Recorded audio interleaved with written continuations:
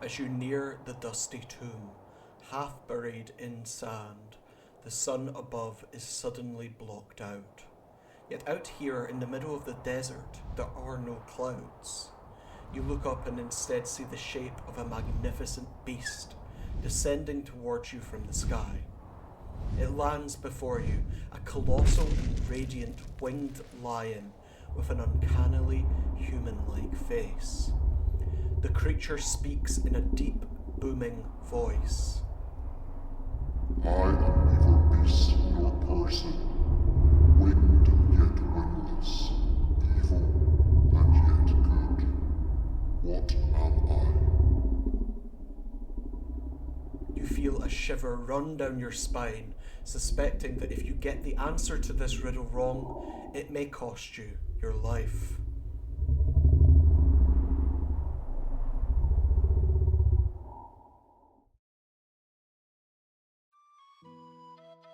Hello, and welcome back to From Mythos to Monsters, the podcast where we dig up the ancient ruins of history to find out more about the ancient civilizations where our favourite fantasy monsters descend from. Please subscribe to the YouTube channel if you haven't already, and be sure to check out my Patreon if you want to see the stuff I make for D&D. Alright, we're beginning today's expedition in the sandy deserts of ancient Egypt, where the local civilization has been building impressive monuments of a strange creature called a Sphinx.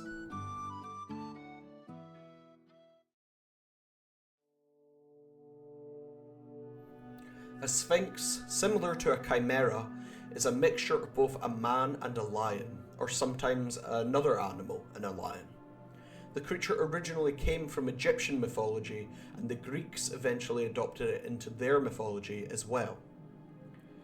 Egyptian mythology had a number of different sphinxes. The one you probably think of is the kind depicted in the biggest statues, like the Great Sphinx in Giza.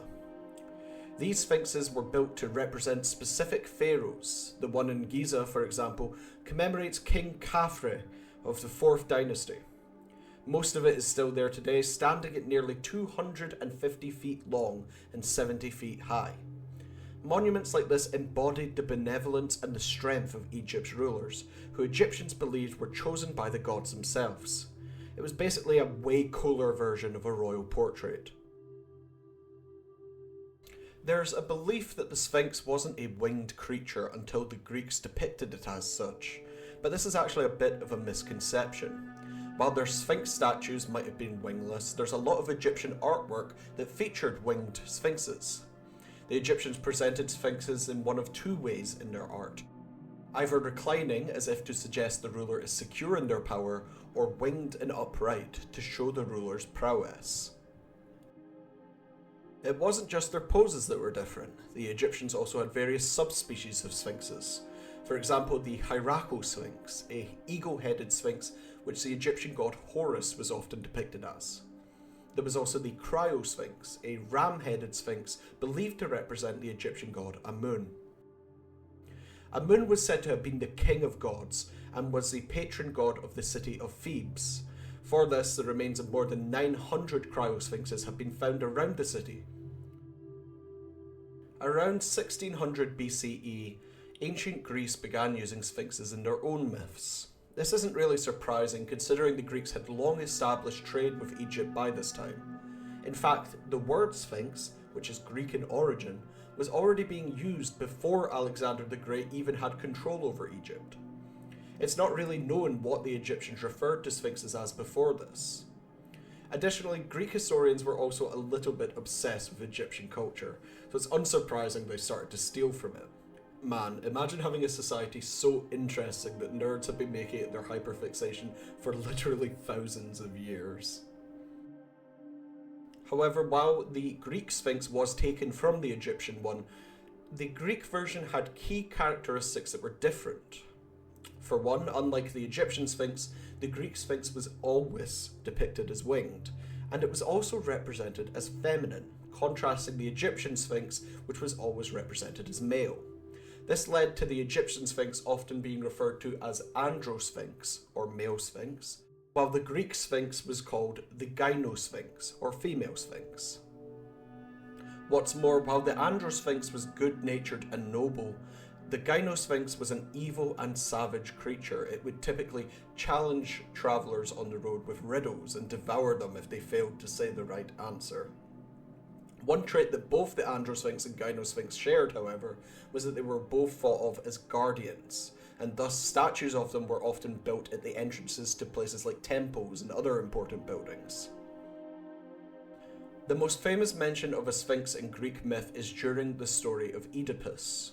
Before offing his dad and shagging his mum, Oedipus encounters a sphinx that was terrorizing locals by demanding they answer a riddle or be eaten.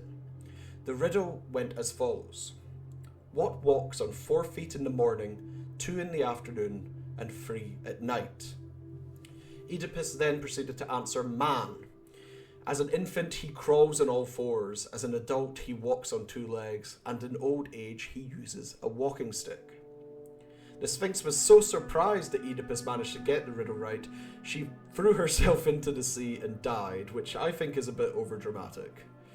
Regardless, this story also popularized the idea of the Sphinx as a wise and even omniscient being, a trait which is still often attributed to this day.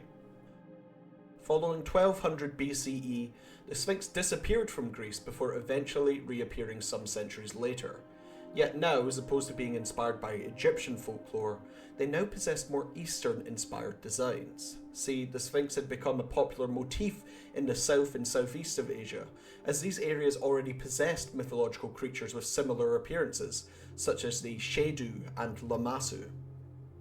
From this point on, sphinxes continued to commonly appear in Greek artwork, and this no doubt also influenced the creature's re-emerging popularity during the Renaissance in Europe. These later sphinxes were already amalgamating different cultures' ideas of the creature, so it's not surprising that now in the modern day we've continued that trend, and the sphinx we see in fantasy today is a bit of a hodgepodge of various different interpretations.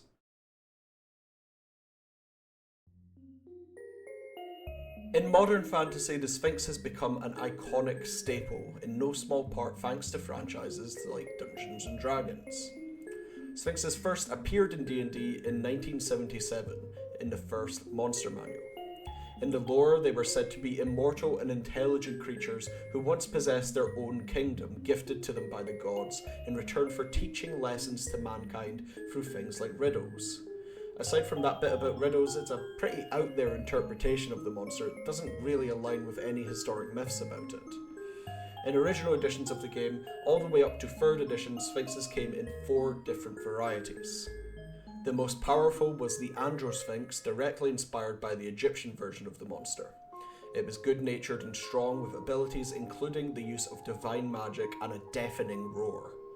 Given that the Egyptian Sphinx was supposed to represent the mighty, just, and divine nature of the pharaoh, D&D's Androsphinx was a fitting interpretation of this idea.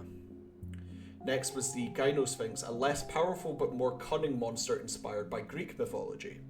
It was intelligent enough to use arcane symbols and of course craft riddles, much like the Sphinx in the story of Oedipus.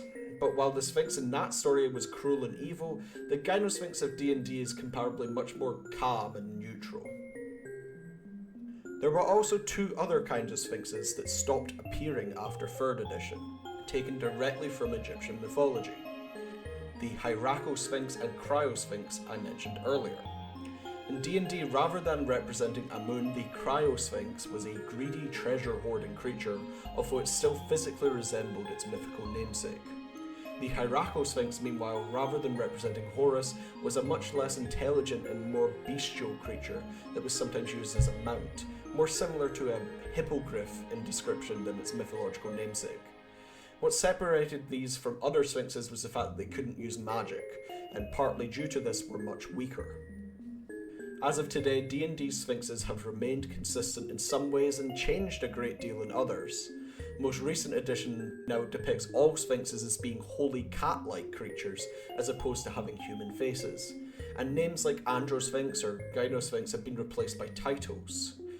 For example, the most recent Monster Manual has the Sphinx of Valor, the Sphinx of Secrets, and the Sphinx of Lore, as well as a miniature variant that can be used as a familiar called the Sphinx of Wonder.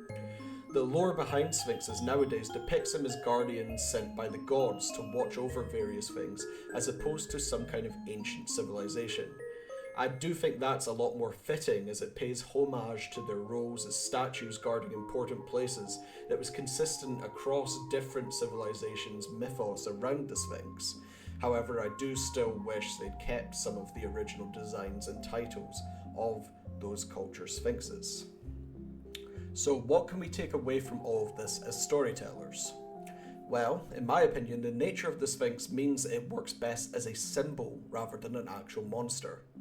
Don't get me wrong, they should still be physically present in your story, but they should also be wholly divine in nature, not playing central roles as antagonists or protagonists, but rather serving rulers or forces beyond the mortal realm, or protecting something greater than themselves, such as a powerful dynasty or ancient secret. For example, imagine a sphinx that shadows a god king like a familiar, yet takes the form of a gigantic, fearsome pet lion. Or perhaps a sphinx who guards knowledge that could change the fate of the world, relying on their wits as opposed to their strength to keep it locked away. The sphinx should be part of the danger or stakes in your story, rather than driving the plot itself.